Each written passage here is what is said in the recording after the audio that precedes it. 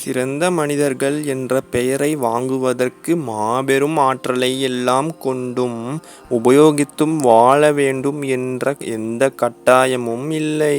சிறந்த மனிதர்கள் என்று வரையறுக்க வேண்டுமென்றால் நிறைய காரணிகள் உள்ளது.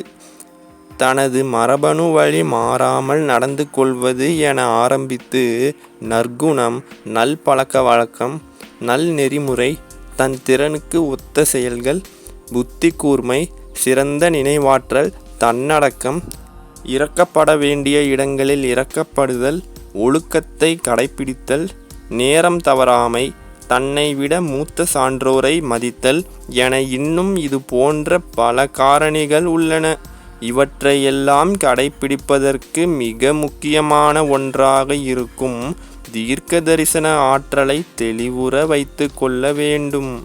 அதிகப்படியான மனிதர்கள் இந்த வகை குணங்களையெல்லாம் கடைப்பிடிக்கத்தான் செய்கின்றனர்.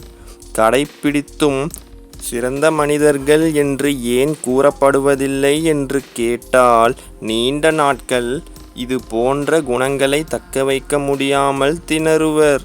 தீர்க்க தரிசன ஆற்றல் சற்று குறைவாக இருந்தால் இது போன்று நிகழும். வாழும் ஒவ்வொரு நாட்களிலும் தீர்க்க தரிசன ஆற்றலை தன் வசம் வைத்து கொண்டே இருக்கும் மனிதரால்தான் ஒவ்வொரு சணமும் சிறந்த மனிதராக வாழ முடியும். முடிவெடுக்கும் திறனும் இந்த தீர்க்க தரிசன ஆற்றலால் மேம்படும்.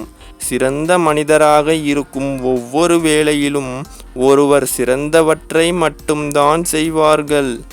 சிந்தனையில் தெளிவு இருக்கும் பொழுது செயலிலும் தெளிவானது தோன்றும். நற்சிந்தனையை வளர்த்து கொண்டால் நற்செயல்களே விளைந்து நன்மையே விளையும்.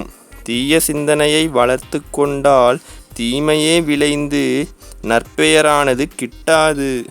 சிறந்த மனிதர் என்னும் பெயராகப்பட்டது வராது. எல்லாவற்றையும் தீர்க்க தரிசன ஆற்றலே விளக்கும்.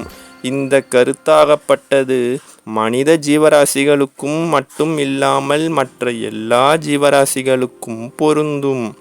சிறந்த மனதை வைத்து கொள்வதற்கு நிதானத்தை கடைப்பிடிப்பது அடிப்படையான ஒன்றாக இருக்கிறது. தீர்க்க தரிசன ஆற்றலுடையோருக்கு நிதானமானது நித்தமும் நிலைத்து நிற்கும். தீர்க்க தரிசன ஆற்றலுடன் நிதானத்தோடு செயல்படும் பொழுது நிச்சயம் சிறந்த மனிதராக மட்டும் இல்லாமல் ஓர் சிறந்த இடத்தையும் பெற முடியும். சிறந்த எடுத்துக்காட்டாகவும் வர முடியும். ஆக அனைத்து சிறப்புகளையும் பெறுவதற்கு இன்றியமையாத ஒன்றாக தீர்க்க தரிசன ஆற்றலையும் இந்த ஆற்றல் மூலம் வரும் நிதானத்தையும் மட்டும் கடுகளவு கூட குறைய விடாமல் பார்த்து கொள்ள வேண்டும். இந்த இருபெரு தூண்களே நிச்சயம் நற்சிந்தனை மற்றும் நல்லெண்ணத்தை வளர்த்து கொள்வதற்கான உத்வேகத்தை தரும்.